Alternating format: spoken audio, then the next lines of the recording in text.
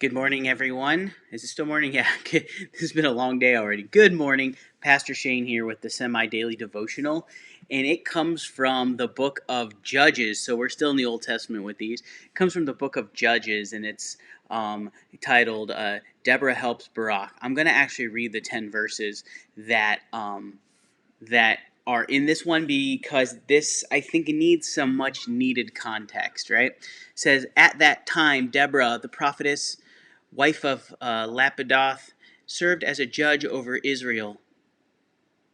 Remember that. She served as a judge over Israel. She used to sit beneath the palm tree of Deborah, situated in the hill country of Ephraim between Ramah and Bethel, and the people would go up to her there to settle disputes. She urgently sent for Barak, the son of Abinoam, out of Kadesh Naphtali.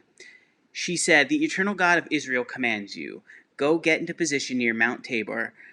Take 10,000 soldiers from the tribes of Naphtali and Zebulun. I will draw out Sisera, Jabin's general, to meet you at the Wad Kishon, and his chariots and his armies, and I will deliver him to you."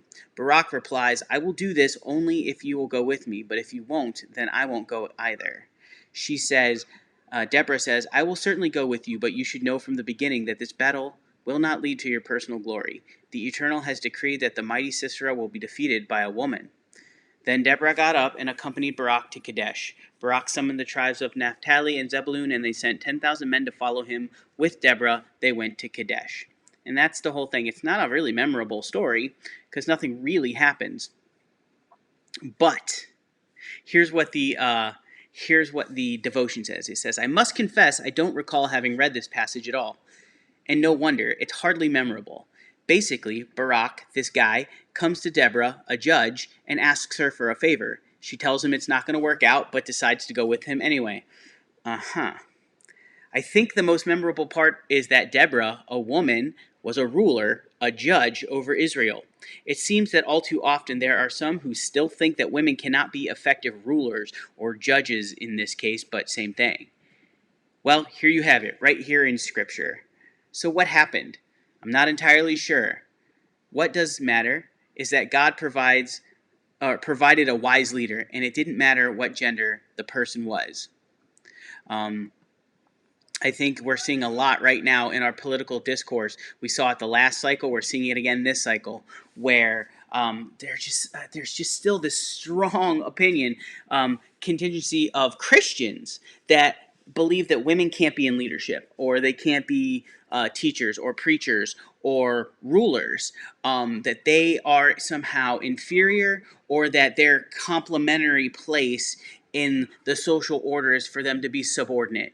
And here we have one of many examples of women in leadership. And even those people who take, say, the New Testament, Paul's writings, some of them, to use them as examples or reasons why women can't do whatever, I would say you need to take a huge step back from those and realize that we don't actually know what Paul is, like, what he's addressing there, right?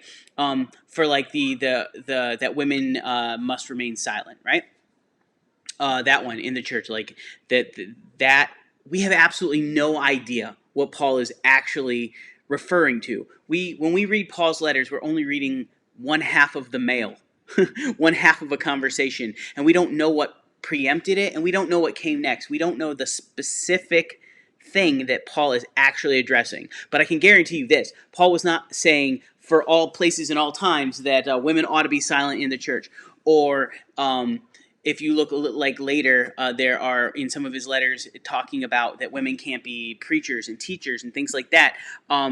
Again, you have to take into consideration the probable fact that Paul didn't even write those letters. It was a student or a follower of Pauline doctrine, and were written later in times when men were extremely trying to assert themselves as the controllers of Christianity, of the burgeoning, the growing church of the time. And so, but here in this, we see that that, as is true in a lot of Paul's writings, we see here in Judges, an Old Testament book, that one of the judges, one of the rulers of the Jewish people of the time was a woman, and nobody batted an eye, and I just think that's awesome. So in our discourse today, like when it was Hillary Clinton running, or even when Sarah Palin was a part of things. So if you want to go both sides, now when we have Senator Harris, I just hear a lot of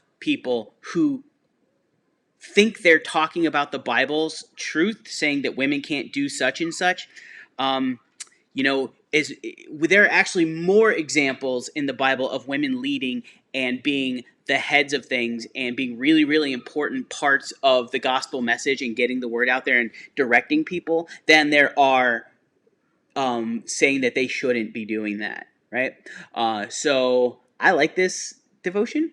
I think it's really important for our time, and it really ought to put, specifically men who believe this, but anyone who believes that women are somehow inferior or subordinate to men.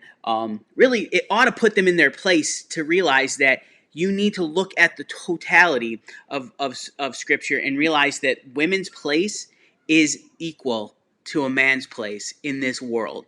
Always has been, always will be. So, I hope your day is going well. If it's not, I hope it gets better. And if it doesn't, there's always tomorrow. See you then.